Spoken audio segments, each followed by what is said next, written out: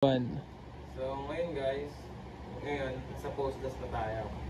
So basically, alam niyo na yung mga basic fundamental skills about sa between the legs. So ngayon, execute nyo na yung between the legs sa left hand and right hand.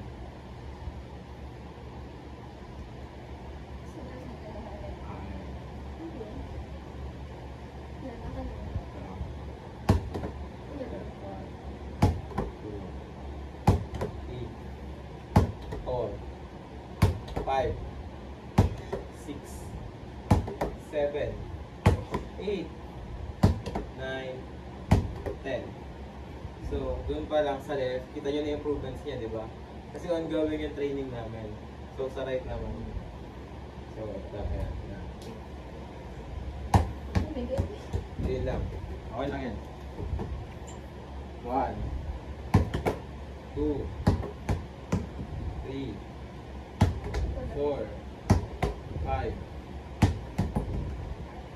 6,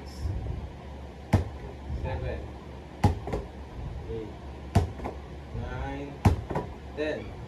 So, nakita nyo naman, kita nyo yung improvements niya.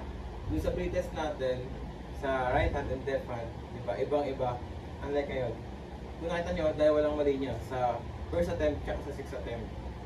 So, yun lang guys. So, see you sa next vlog. Yeah!